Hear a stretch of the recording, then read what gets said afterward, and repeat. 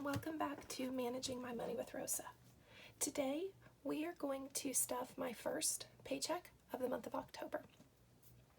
So before I get started, I'd appreciate it if you would push subscribe down below and hit the notification bell if you'd like to know when my next video comes up. So the first paycheck of the month for me really doesn't go into a lot of sinking funds. My first paycheck is roughly $1,430, and of that I immediately turn around and send out a check to the mortgage company. So all of a sudden I can't spell R-T-A. So that leaves us with about $220 to go into sinking funds and to leave in the account in case we need anything. So today, because the way my bills are set up, I know that I need a chunk of this to pay the bills on the 15th. So really today, out of this $220, I'm only going to take $105, and that's what we're stuffing in today's video, which really isn't a lot, but that's just how it works for me.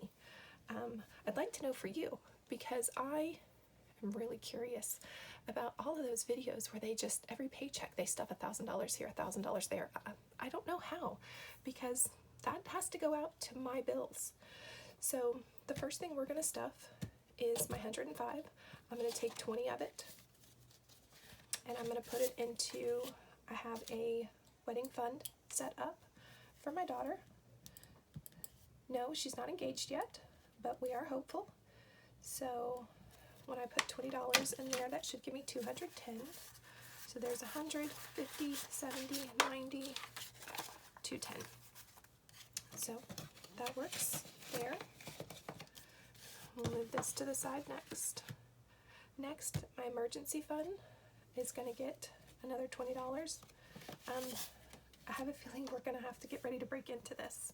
My husband's truck actually just had some issues. It's sitting in the driveway while he's at work. He's in my car because it decided not to work today.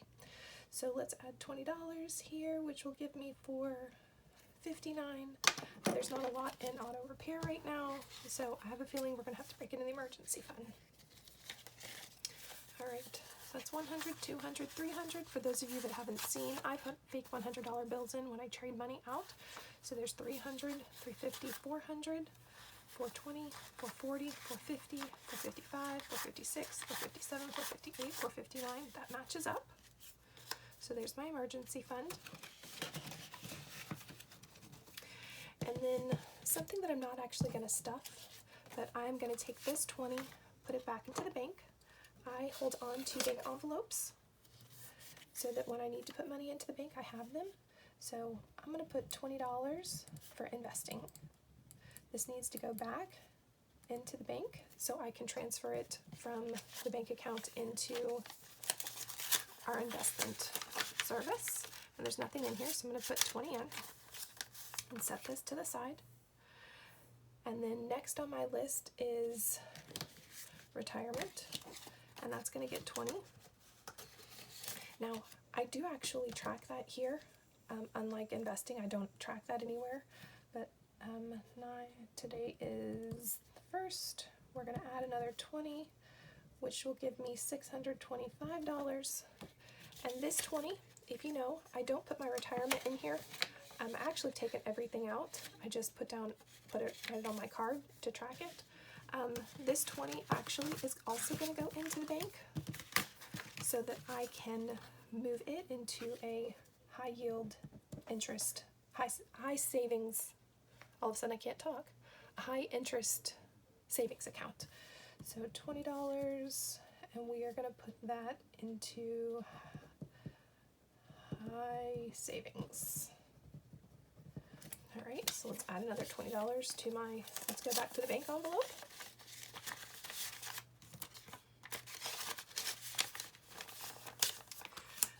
And then the last 20 isn't going to go in here. It also is not going to actually get written down. This money that's in here is my husband's, what we save from my husband's savings account, and then when it gets to a certain value, I go put it in the bank.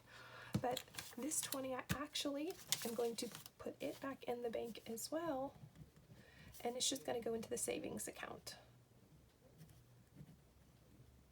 so that I can start to earn a little bit of money off of my $20 bill. It's not a whole lot, but it's enough to get us something. So I have $60, or sorry, 20, 40, yeah, 60 of the dollars going back into my checking account, and then it's going to be spread out between the investing, the high interest savings account, and then just the regular savings account so that it can start to work for me. So I actually am going to spend the rest of this video talking about something different, and that is Christmas is coming up. Yes, it's only October, but I need to start thinking about Christmas. So instead of just putting money into Christmas and hoping that it could get up, I sat down and I was looking at where I have money stored right now for all of my Christmas funds, because I actually have a couple of different Christmas funds. The first one, of course, is here, and that's my sinking funds envelope, and in there is $320. I also collect change because I am now using cash for everything. So in my change, I count it every now and then, and right now I have $54 in change. I know there's more, but I haven't counted it out, and I'm not going to do that right now. And then I have a credit card in which I get cash back. And I have decided that cash back I'm going to save and use towards Christmas to help pay off what I put on there for Christmas, and that's at $141. So right now, when I add up everything, I have $515 saved for Christmas. It really isn't a lot. We can probably get 80% of what we're going to get off of that. However, with the way prices of everything have increased, I don't know exactly how well this $515 is going to go. So I've decided that I want my Christmas fund to be larger than $515. I don't have a lot of time, but I want to intentionally set aside money to help this grow. So one of the things I've done in years past are the 52-week challenges. And there are lots of different challenges out there. Again, I wish I knew how to do the $100 challenge or the 100 day challenge, because I don't know about you, but in a regular day, I can't save $100. I can't. I don't spend $100. Well, groceries, but I don't spend $100. So to me, that is not realistic. So one thing that I could do is the $1 a week. So save $1 and then double it, and then add another dollar and add another dollar. So that at the end of week 52, I've saved $52. But that would be a total of $1,378. So I'm a pretty realistic person, and right now the truck's broken. We're gonna have to pay to get it fixed. Bills are going up, groceries are going up, Christmas is coming fast. This isn't reasonable for me. So I actually, for my kids, I had a couple different challenge accounts one year. One year I actually did this for my husband and I. And then I did this intentionally, specifically just for the kids, so I could start to gather money for their Christmas fund.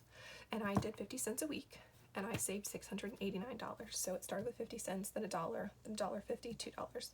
So I like this challenge, but realistically, I have 3 months from today until Christmas. So I want to push myself, but I don't know that that's realistic. So I actually made another one where it's just 25 cents each week, which is only $344. But I already have $515. I know that I'm going to add a little bit more to sinking funds. I know that my change is going to go up, and I know that cash back on my credit card is going to go up. So even if I just say $515 plus this $334 or $344, if I can get all of it, I know that's going to give me $859. And to me, this sounds like it can get me through Christmas. So I've decided that I'm going to do my best to see if I can get through saving a quarter a week, but I'm actually going to try to do it a little faster than a quarter a week, because I think the last time I counted it out, I've got 12 weeks, roughly 13 weeks, before I have to be able to use this money. So honestly, I have already thought about it. I went to the store, I went to Dollar Tree, and I actually bought myself a cute little dollar box so that I can start to put my Christmas 52-week savings challenge in. So I'm going to start by putting $5 in. I actually am going to come in and highlight my $5 so that I know that this one is done. I'm going to take my $5, stick it in my bucket, and that's all I'm going to do with it. So I'm not going to tally in here every week how much I have.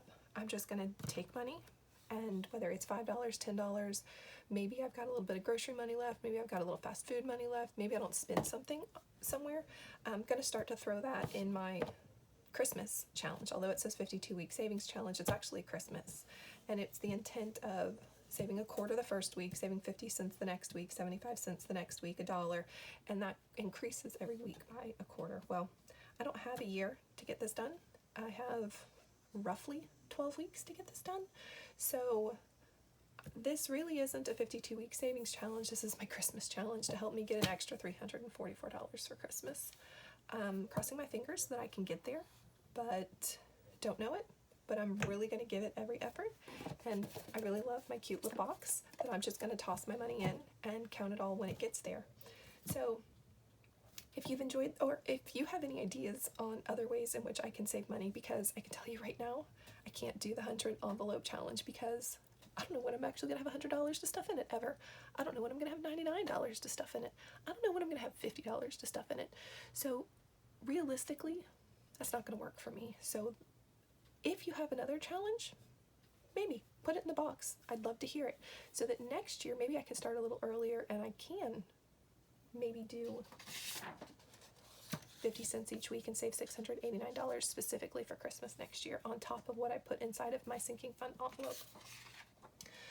So thank you so much for joining me today as I stuff my October 1st paycheck. If you enjoyed this video, I'd really like it if you'd hit the thumbs up and leave a comment down below, and thank you so much. Bye guys.